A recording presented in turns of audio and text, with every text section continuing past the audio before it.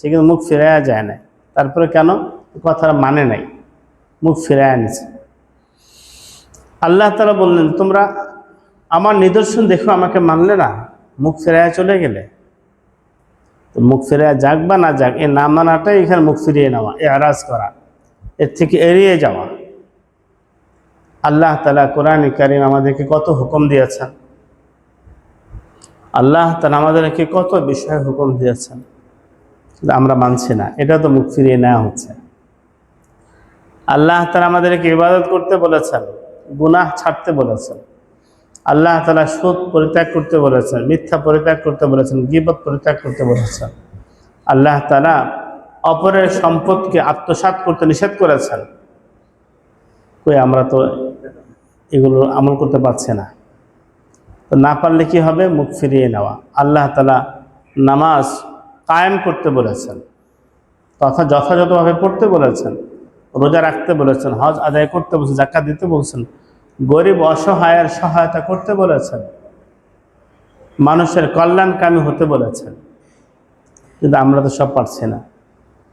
যদি নাকি ইচ্ছাকৃতভাবে আমরা অবহেলা করে আল্লাহর হুকুমকে অমান্য করি, তাহলে আমরাও মুখ ফিরিয়ে নিলাম, আল্লাহ আমাদেরকে মাফ করে দিন। আলহামদুলিল্লাহি ওয়া কাফা ওয়া সালামুন আলা ইবাদিহিল্লাযীনা ইসতাফা, আম্মা বা'দ। فأعوذ بالله من الشيطان الرجيم. بسم الله الرحمن الرحيم. وما تأتيهم من آية من آيات ربهم إلا كانوا عنها معرضين. فقد كذبوا بالحق لما جاءهم فسوف يأتيهم أنباء ما كانوا به يستهزئون. صدق الله مولانا العظيم. মুআজ্জাজ মুহতারাম সম্মানিত হাজিরিন, মহান আল্লাহ রাব্বুল আলামিনের দরবারে শুকরিয়া আদায় করছি, যিনি মেহেরবানি করে আমাদেরকে কোরআনে কারিমের তাফসিরে বসার তৌফিক দান করেছেন। আলহামদুলিল্লাহ।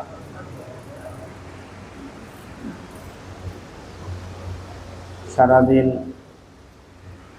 নানা ব্যস্ততার পর, ঈশার নামাজের পর কোরআনের মজলিসে বসা, এটা তার পক্ষেই সম্ভব যার দিলে কোরআনের ভালোবাসা আছে,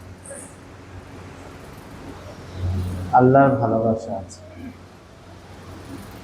আল্লাহ তাআলা যে আমাদেরকে বসার তৌফিক দিয়েছেন, এটা অনেক বড় সৌভাগ্য। এটা আল্লাহর মহব্বতের আলামত। আল্লাহ তাআলা আমাদেরকে এই সৌভাগ্য, মৃত্যু পর্যন্ত যেন আমরা কোরআন ভালোবাসা, আল্লাহর ভালোবাসায় থাকতে পারে, এই সৌভাগ্য আমাদেরকে মৃত্যু পর্যন্ত দান করে। তো ঈমানের সাথে তাকে মহব্বত করে যদি দিতে পারে, সেই তৌফিক দান করে। সূরা আনআমের চতুর্থ এবং পঞ্চম এই দুটি আয়াত আজ তেলাওয়াত করা হয়েছে। এই আয়াত দ্বারা তাফসীর করা হবে ইনশাআল্লাহ। আল্লাহ তাআলা ইরশাদ করেন, তাদের কাছে তাদের রবের আয়াত সমূহের মধ্যে হতে যে আয়াতেই এসেছে, তারা তার থেকে মুখ ফিরিয়ে নিয়েছে।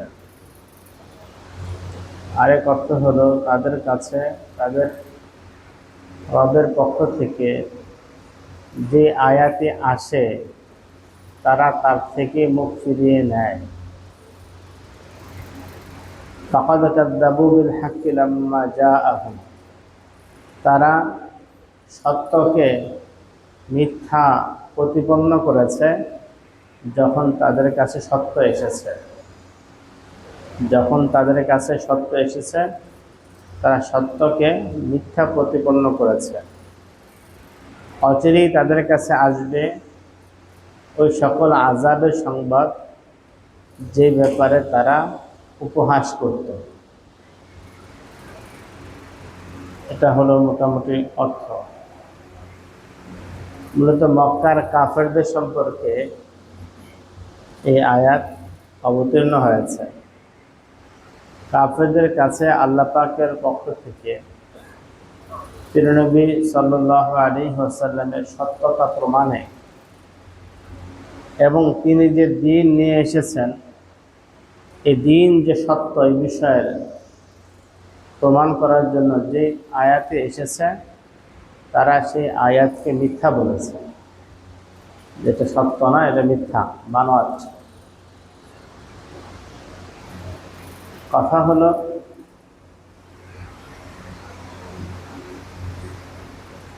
এই আয়াত দ্বারা কি অর্থ, এবং তারা মুখ ফিরিয়ে নিয়েছে, তারা এটা মানে নাই, মুখ ফিরিয়ে নিয়েছে, এর অর্থ কি? আয়াতের অনেক অর্থ হয়। একটা অর্থ হলো নিদর্শন, আরেক অর্থ হলো মুআজিজা, আরেক অর্থ হলো কোরআনের নির্দিষ্ট অংশ, সবটাই আয়াত। এখানে ওমা তা'তিহিম মিন আয়াতিন মিন আয়াতি রাব্বিহিম দ্বারা কোরআনের আয়াত হতে পারে। কোরআনের কোনো আয়াত আল্লাহ পাকের পক্ষ থেকে যখনই আসতো তারা এই আয়াতের উপর ঈমান না এনে এর থেকে মুখ ফিরিয়ে নিত, এটা হতে পারে। আরেকটা হলো আল্লাহ তাআলা নবীজি সাল্লাল্লাহু আলাইহি সাল্লামকে যে মুআজিজা দিয়েছিলেন, এই মুআজিজা আসার পরেও তারা নবীজিকে না মেনে এই মুআজিজা থেকে, নবীজি থেকে মুখ ফিরিয়ে নিয়েছে। যেমন আল্লাহ রাসূল সাল্লাল্লাহু আলাইহি সাল্লামের কাছে আল্লাহ পাকের পক্ষ থেকে অনেক মুআজিজা এসেছে। মুআজিজা হলো নবীদের থেকে সাধারণ নিয়ম পরিপন্থী অলৌকিক কোনো বিষয় প্রকাশ পেলে এটাকে মুআজিজা বলা হয়। যদি আল্লাহর ওলিদের থেকে এমন কোনো বিষয় প্রকাশ পায় এটাকে কারামাত বলে। কারামাতুল আউলিয়া হাক্কুন, আহলে সুন্নাত ওয়াল জামাতের আকীদা হলো আল্লাহ ওয়ালাদের কারামাত এটা সত্য হতে পারে। কোন আল্লাহ ওয়ালা থেকে এমন অস্বাভাবিক বিষয় যেটা সাধারণত হয় না হচ্ছে, এটা হতে পারে। আম্বিয়া কেরাম থেকে এই মুআজিজা প্রকাশ পেলে, এই নিদর্শন প্রকাশ পেলে তাকে মুআজিজা বলা হয়। মুআজিজা অর্থ হলো অক্ষমকারী, এমন একটা বিষয় নবী থেকে প্রকাশ পেয়েছে যেটা অন্যরা করতে পারে না। আল্লাহ তাআলা বিভিন্ন নবীকে মুআজিজা দিয়েছেন। যেমন হযরত ইব্রাহিম আলাইহিস সালামের জন্য আগুন শান্তিদায়ক ঠান্ডা হয়ে গেছে, এটা একটা মুআজিজা।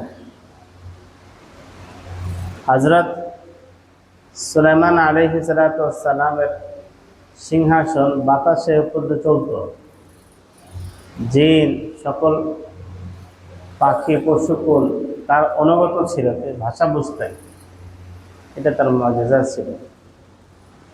দাউদ আলাইহিস সালাম লোহায় হাত দিলে লোহা মোমের মতো নরম হয়ে যেত, বরং আরো নরম হয়ে যেত। তিনি এই লোহা হাতটা ধরে বিভিন্ন এখানে শিরাশ্রম বা অন্যান্য জিনিস বানাতেন। সালেহ আলাইহিস সালামের কাছে জাতি আবদার করেছিল যে পাহাড় থেকে একটা 10 মাসের গর্ভবতী উটনি যদি বের হয় তাহলে মানবে উনি আল্লাহর নবী। আল্লাহর কাছে দোয়া করেছেন, তো আল্লাহ তাআলা এই মুআজিজা দিয়েছেন যে পাহাড় থেকে, পাথরের পাহাড় থেকে উটনি বের হয়ে আসছে। আবার যার পেটের ভিতরে বাচ্চা নড়াচড়া করতে দেখা যাচ্ছে, বোঝা যাচ্ছে বাহির থেকে। এই মুআজিজা সাধারণত এবং অনেক ক্ষেত্রে মানুষের আবদারের ভিত্তিতে হয়ে থাকে।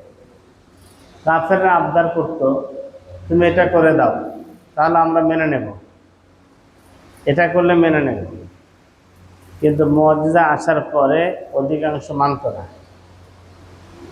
যেমন কোরআনে আছে, ওয়ালাকাদ আতাইনা মূসা 9 আয়াতিন বাইয়িনাত,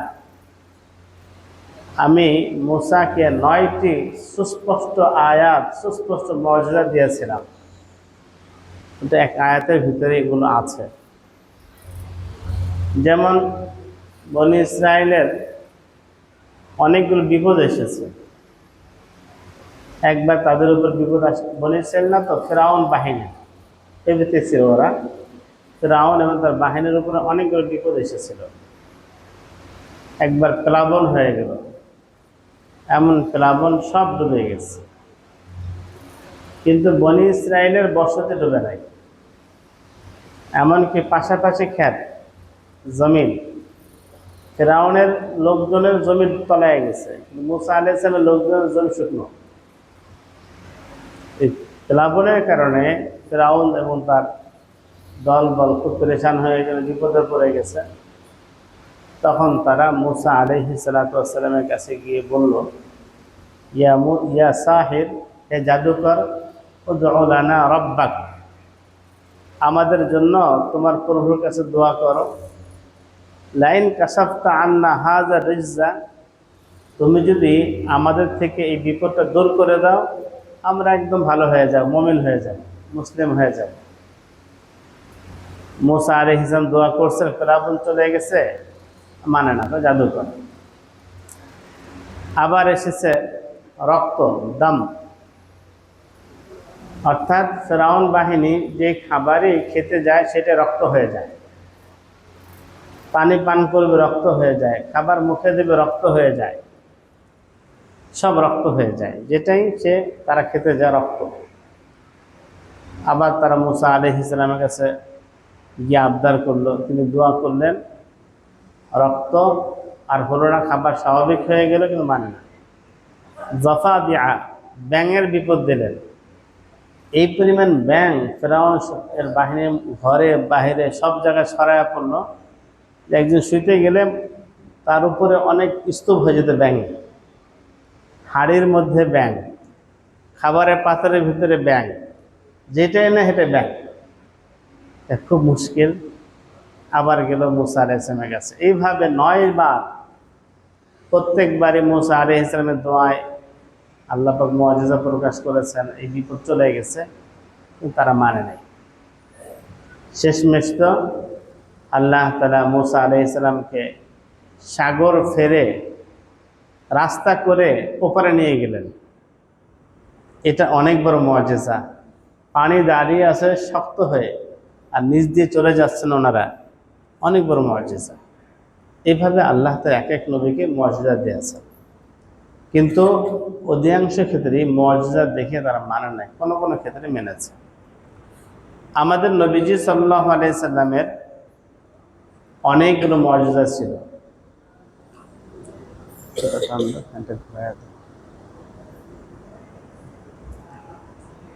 সবচেয়ে বড় মুআজিজা হলো কোরআনে কারীম। আল্লাহ তাআলা নবীজি সাল্লাল্লাহু আলাইহি সাল্লামকে যে কোরআন দিয়েছেন, কোরআন হলো সবচেয়ে বড় মুআজিজা। এবং এটা এমন মুআজিজা, আজও পর্যন্ত আমরা যে মুআজিজা দেখতে পাচ্ছি, মুআজিজা মানে অক্ষমকারী।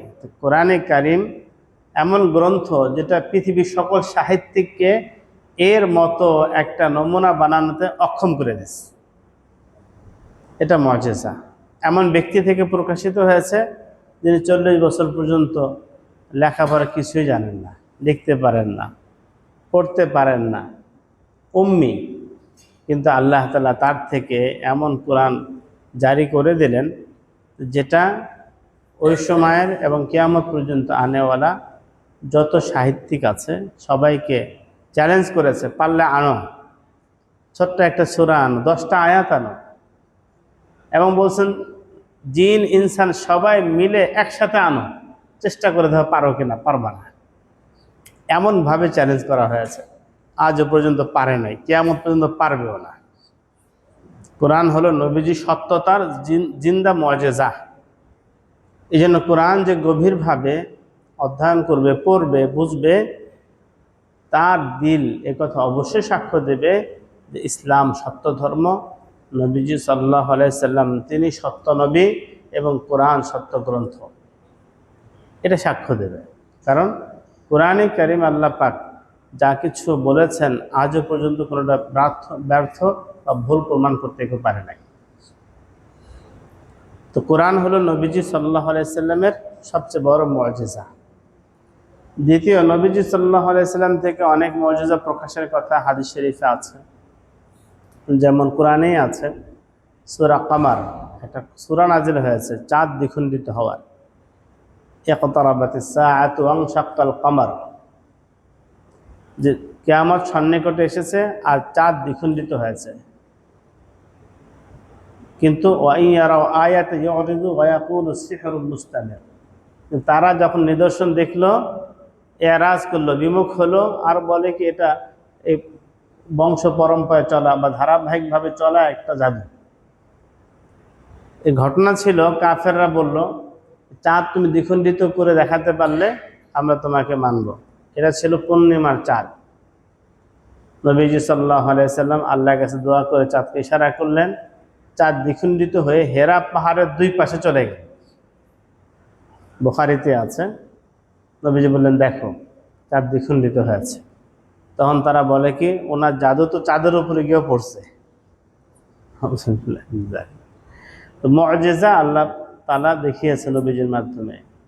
হুদায়বিয়ার সময় সাহাবায়ে কেরাম আসেন, আল্লাহ রাসূল আমরা ওযু করব, আমরা পানি পান করব, কোনো পানি নাই। আপনার সামনে যে ছোট্ট পাত্র আছে, এই পাত্রে যতটুকু পানি আছে এছাড়া আমাদের পুরো কাফেলায় পানি নেই। নবীজি সাল্লাল্লাহু আলাইহি সাল্লাম তার হাত মোবারক পাত্রে ঢোকালেন, তার এই আঙ্গুলের ফাঁক দিয়ে একদম ঝর্ণার মতো পানি বের হচ্ছিল এবং সকল সাহাবা সেখান থেকে ওযু করছেন, প্রয়োজন পুরা করছেন। তো তাবিঈনগণ ওই সাহাবীকে জিজ্ঞেস করলেন যে আপনারা কয়জন ছিলেন? আমরা প্রায় 1500, মানে 1400 যেটা প্রসিদ্ধ, ওই হাদিসে 1500 প্রায়। এই সময় অনুমান করে হয়তো বলছেন। এতগুলো মানুষের ওযুর প্রয়োজন পুরা হইতে কত পানি লাগবে? নবী সাল্লাল্লাহু আলাইহি ওয়াসাল্লাম হাত থেকে এই পরিমাণ পানি বের হয়ে গেছে। অনেক এরকম মুআজিজা আছে। খাবার নাই। নবীজি সাল্লাল্লাহু আলাইহি সাল্লাম খন্দকের সময় ক্ষুধার্ত সবাই,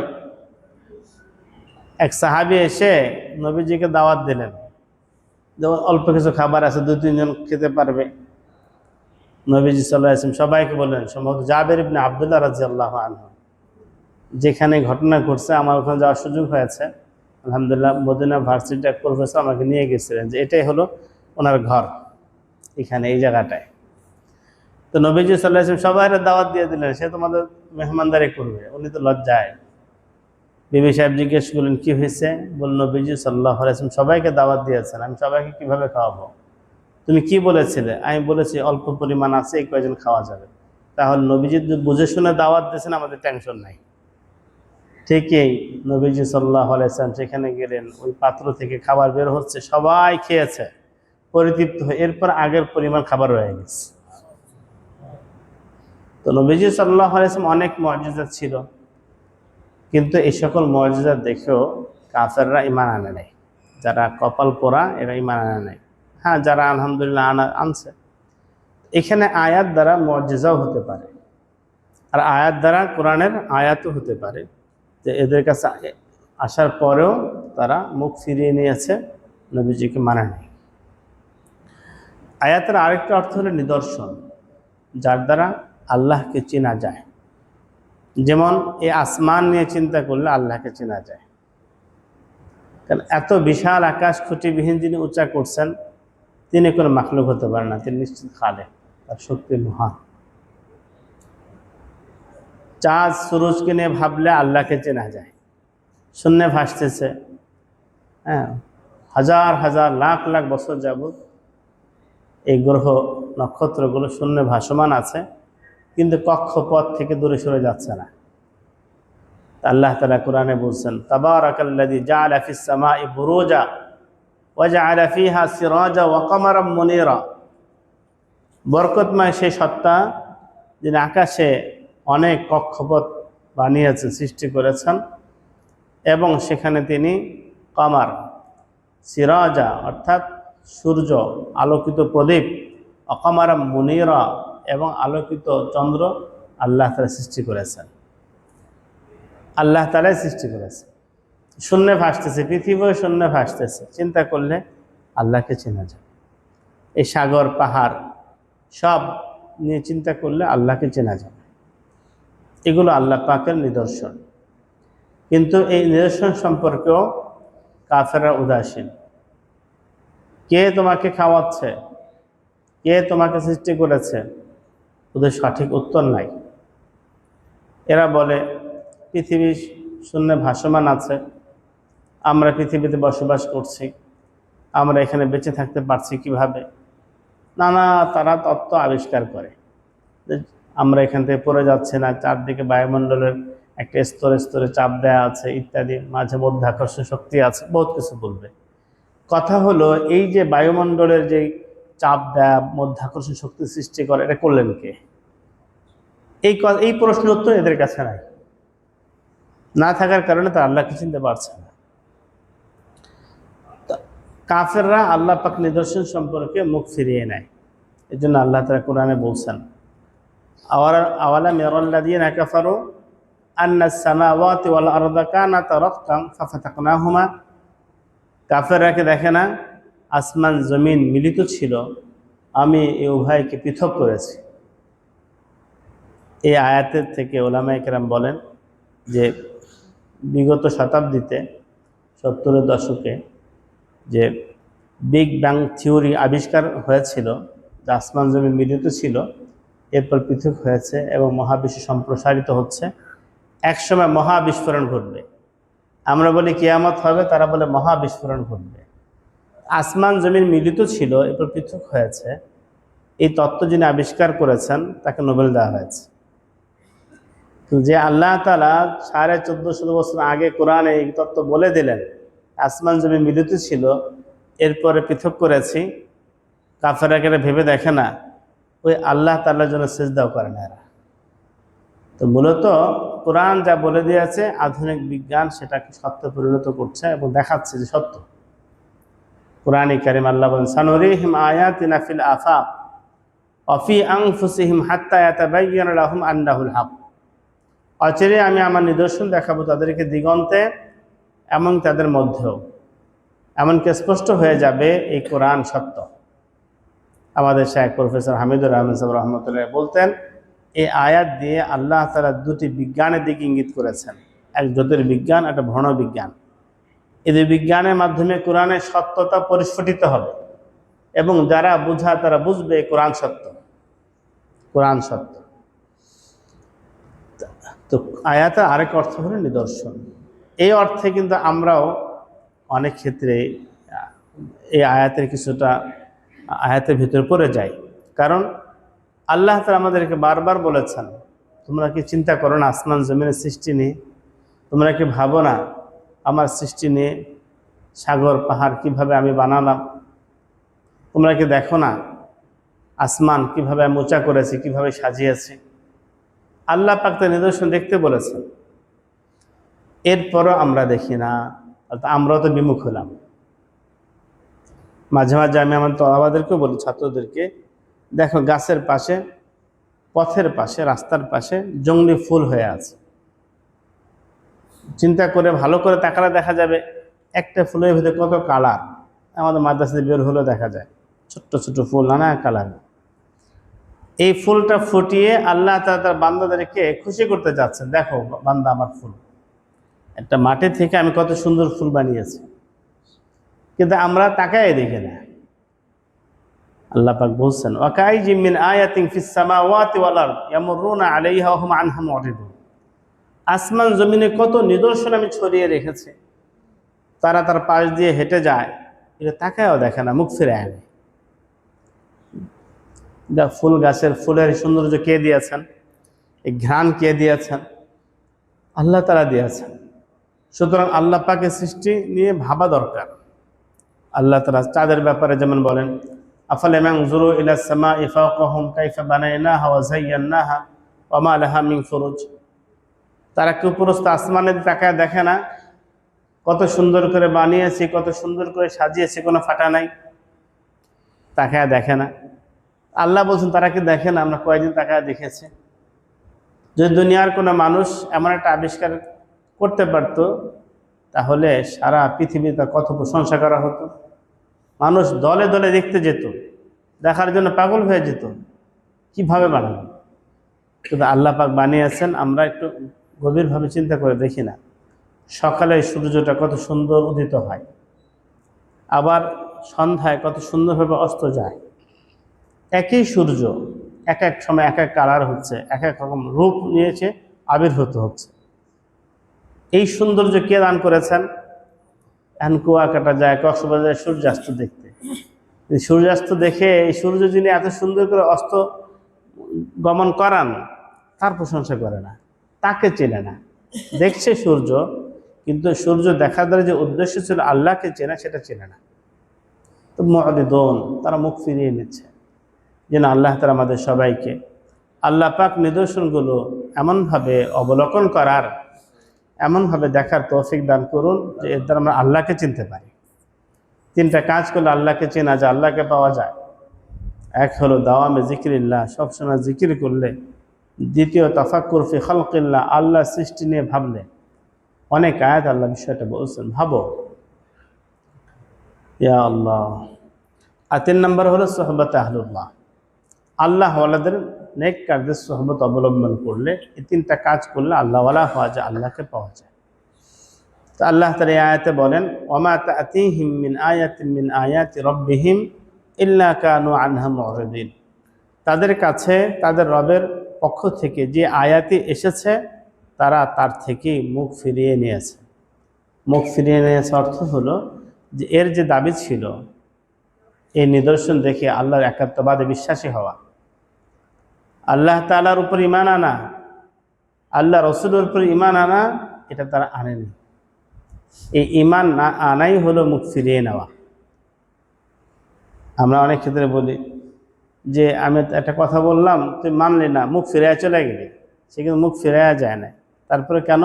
কথাটা মানে নাই, মুখ ফিরাইয়া নিছে। আল্লাহ তাআলা বললেন, তোমরা আমার নিদর্শন দেখো, আমাকে মানলে না, মুখ ফিরাইয়া চলে গেলে। তো মুখ ফিরাইয়া যাক বা না যাক, এ না মানাটাই এখানে মুখ ফিরিয়ে নেওয়া, এরাজ করা, এর থেকে এড়িয়ে যাওয়া। আল্লাহ তাআলা কোরআনে কারীম আমাদেরকে কত হুকুম দিয়েছেন,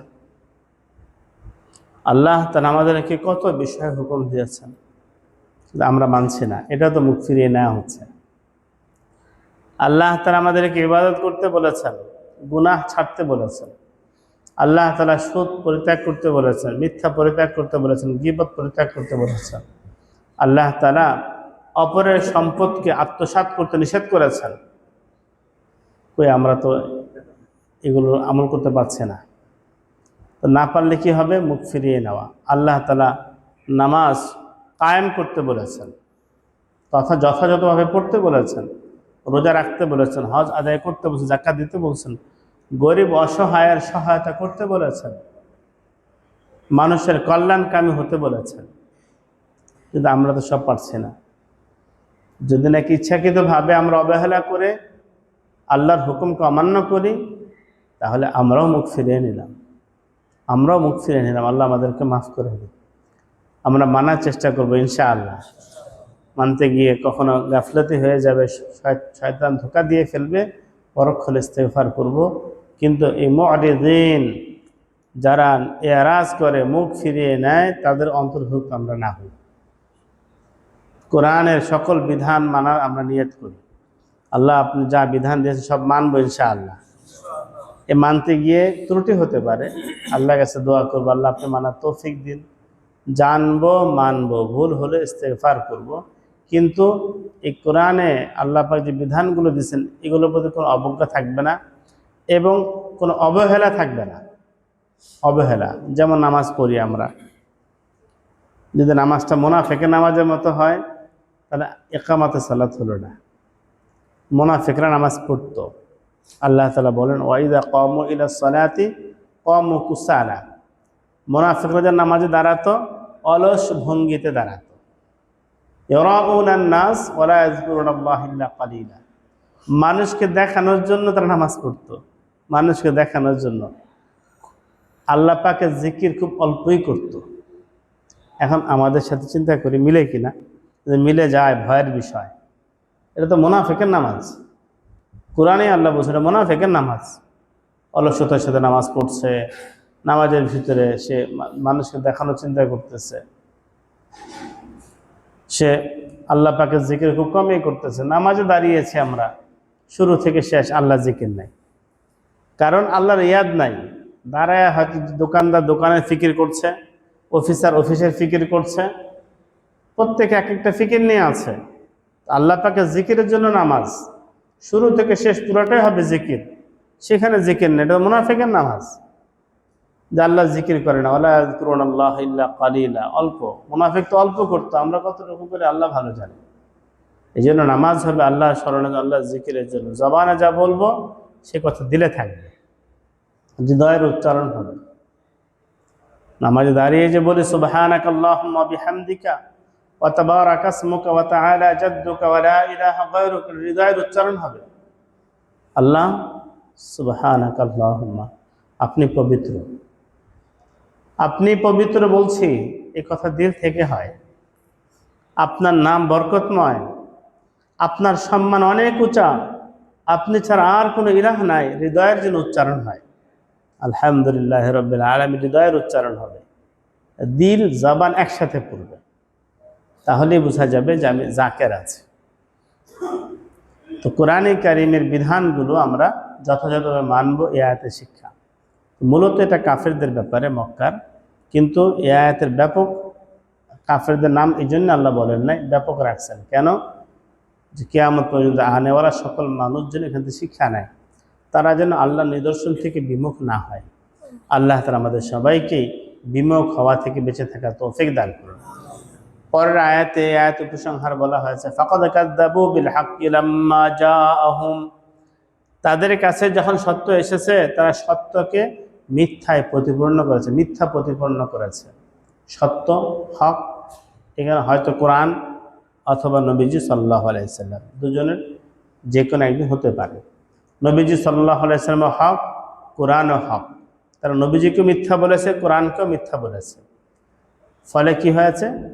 ফাসাওফা ইয়াতিহিম আম্বাউ মা কানু বিহি ইস্তাহজিউন, আল্লাহ ধমকি দিয়ে বলছেন অচিরেই তারা সংবাদ পাবে, যে ব্যাপারে তারা উপহাস করত, এই সংবাদ অচিরেই তাদের কাছে আসবে, তথা ভয়াবহ আযাব আসবে।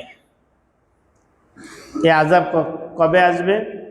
তাফসীর কারকগণ লিখেছেন দুনিয়াতেও পরকালে।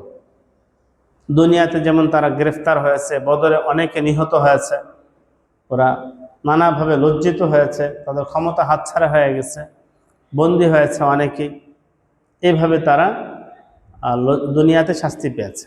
আর পরকালে তো জাহান্নামের আযাব আছেই, অচিরেই আসবে তাদের কাছে ওই সংবাদ যে ব্যাপারে তারা উপহাস করত।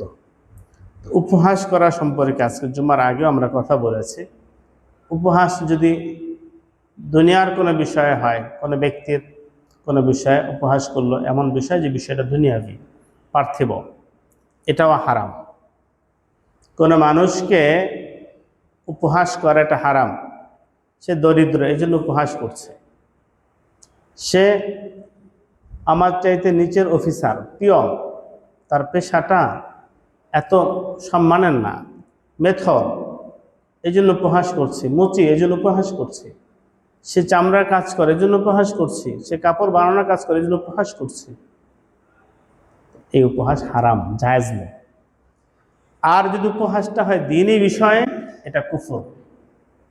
একজন মানুষ নামাজ পড়ে, এই জন্য উপহাস করছে, মোল্লা হয়ে গেছে, মৌলবী হয়ে গেছে। নিকট অতীত জঙ্গি বলা হতো, জঙ্গি। একজন মানুষ নামাজ পড়া শুরু করলো, ছোট ছোট দাঁড়িয়ে হলো, এবার জঙ্গি ট্যাগ লাগাচ্ছে। এই যে একটা পরিবেশ সৃষ্টি করা হলো দ্বীনহীনতার, এবং দ্বীন মানাকে কঠিন করে ফেলা হলো, যারা এই কাজটা করেছে কুফরি করেছে। কাজটা কুফরি। দ্বীন নিয়ে উপহাস করা, দাড়ি নিয়ে উপহাস করা, নামাজ পড়া নিয়ে ট্রোল করা, উপহাস করা, এটা কুফরি। সুতরাং এখানে তো দ্বীন নিয়ে উপহাস করা হয়েছে, কোরআন নিয়ে উপহাস করা হয়েছে, নবীজি সাল্লাল্লাহু আলাইহি ওয়াসাল্লাম উপহাস করা হয়েছে, যার কারণে এদের শাস্তির কথাও ভয়াবহ শাস্তির ব্যাপারে আল্লাহ তাআলা অচিরেই তাদের কাছে সংবাদ আসবে। তো আল্লাহ তাআলা আমাদের সবাইকে সকল বিষয়ের উপহাস থেকে বেঁচে থাকার তৌফিক দান করেন। বিশেষ করে আল্লাহ তাআলার কোনো বিধানের ব্যাপারে আল্লাহর হাবিব সাল্লাল্লাহু আলাইহি ওয়াসাল্লাম দিনের কোনো অংশের ব্যাপারে, কোনো তার সুন্নাতের ব্যাপারে আমরা যেন কোনোভাবেই ব্যঙ্গ বিদ্রুপ না করি, কোনোভাবেই কাউকে এ ব্যাপারে খোঁটা না দিই। নিজের ছেলে দাঁড়িয়ে রাখলে বাবা মা তাকে অপমান করতে থাকে। এমনকি তার বয়স হয়েছে দাঁড়িয়ে রাখার, বয়স না হইলে আল্লাহ দাঁড়িয়ে দিতেন। তার নামাজ, তার দাঁড়িয়ে রাখার বয়স হয়েছে, তো বয়স না হলে দাঁড়িয়ে হইতো না, তো বয়স হয়েছে দেখেই তো আল্লাহ পাক দাঁড়িয়ে দিচ্ছে। আল্লাহ বুঝলেন বয়স হয়েছে, আমরা বুঝলাম না বয়স হয়েছে, তা আল্লাহ চাইতে বেশি বোঝা শুরু করছে। তো তোর কি নামাজ পড়ার বয়স হয়েছে এখনো? আল্লাহ পাক 15 বছর নামাজ ফরজ করলেন, সাবালক হয়ে নামাজ ফরজ করে দিলেন। আল্লাহ বলতেছে হ্যাঁ নামাজের বয়স হয়েছে, এখন আমরা বুঝতেছি না। রোজা রাখতে দেয় না অনেক ক্ষেত্রে বাবা মা, রোজা বেশি মায়া করে, অথচ আল্লাহ তার রোজা ফরজ করেছেন, এই জন্যই এখন তার রোজা রাখার বয়স হয়েছে।